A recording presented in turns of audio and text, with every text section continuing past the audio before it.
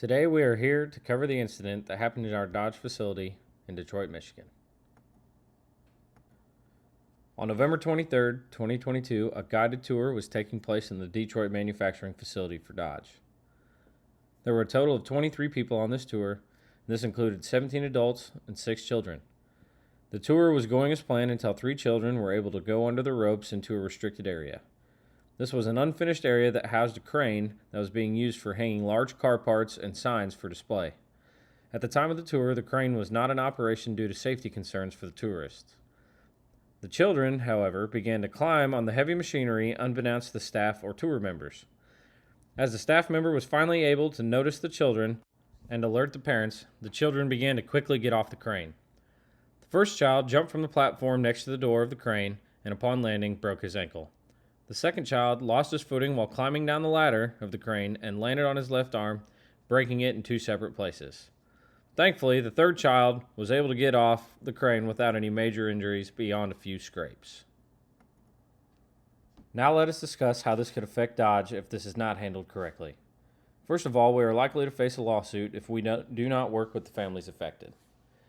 Next, our Detroit facility will likely be regarded as unsafe for visitors to tour if we do not implement a new plan and show we are taking this seriously.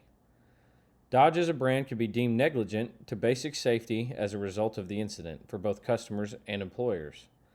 Loyal customers, fans, and employees alike could lose faith in the brand, and this could be a domino effect into a loss of customer base and even possibly employees.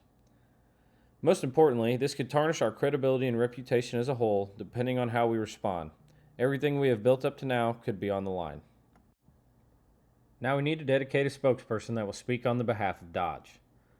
We believe there is no better fit than the CEO himself, Tim Kuniskis. Using the CEO shows that the company truly cares and takes the situation seriously.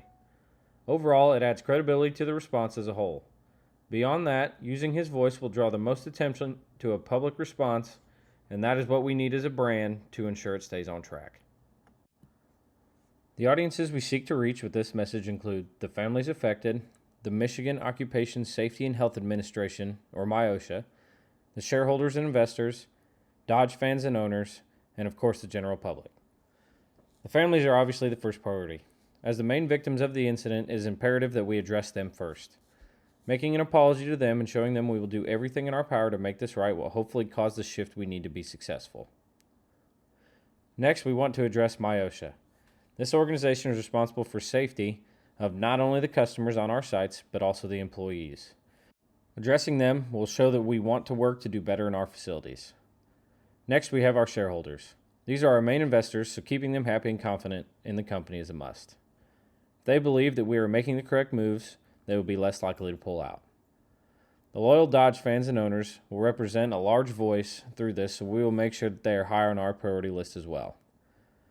These are the people who already believe in our brand, and making sure their faith in the company is not wavered will help us keep the public opinion positive. Finally, we have the general public. This audience tends to be the one that takes up arms on social media and other outlets to voice their opinions and gain traction on the overall feeling of the people. Having them believe we are truly remorseful and doing everything we can will be important to keeping this entire operation from derailing. Next, we have the actual message, as you can see detailed for our CEO. First, it addresses all of our most important audiences.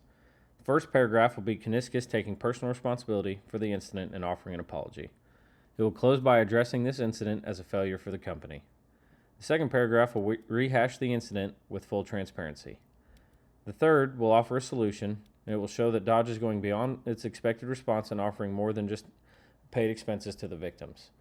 It will also offer a donation to fund for the children to have as a down payment for their first vehicle.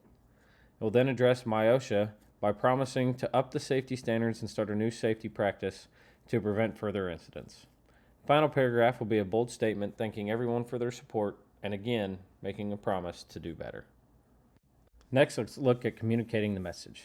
The first thing we'll do is set up an interview on the View Talk Show. We will then post our message and apology to the company's social media sites. Next, we would like to get on Car Talk on National Public Radio to talk about the incident and what the company is doing to move forward. Finally, we will look internally through safety meetings and emails with our employees. First, we have our strategy for the View. As one of the most watched talk shows in America, this will allow Dodge to reach consumer and shareholders simultaneously. The company will talk about the incident with full transparency and offer the apology. There is also hope that the families of the victims will join Kuniskis on the show, where he will be able to apologize to them in person and personally present the donations to the children. Next will be our messages on social media. Here, again, we will remain completely transparent with what happened. We will post a message straight from the mouth of the CEO onto the company's social media pages. This will allow the moderators for the pages to interact with the consumers on the platforms to show integrity and promise. Next, we will get on Car Talk on NPR. And I'm sure you can see the trend, but again, the goal is transparency. After discussing the incident, the goal is to talk about how the company will move forward and continue to ensure the promises made will come to fruition. This platform is intended to reach consumers specifically tailored to the Dodge brand. Finally, we have our internal communication strategy. Company executives will send emails and attend mandatory safety meetings to detail the incident and engage with the employees. This will allow ideas to flow between management and employees to come up with the best solutions for new safety measures. Mandatory safety training for security and guide personnel will also be implemented. Follow-ups will be discussed as it pertains to the new gated access points through emails and meeting platforms as well. If all goes as planned, this crisis will be dealt with properly and the company will not see any major damage to its reputation. Using the CEO as the voice will show that Dodge is taking the incident seriously and will add credibility.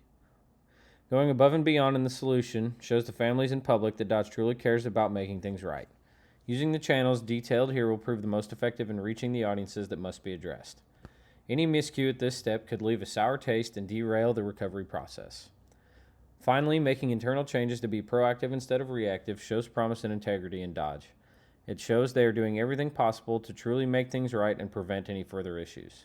Ultimately, it will show the world that Dodge cares for its consumers and employees beyond just a bottom line.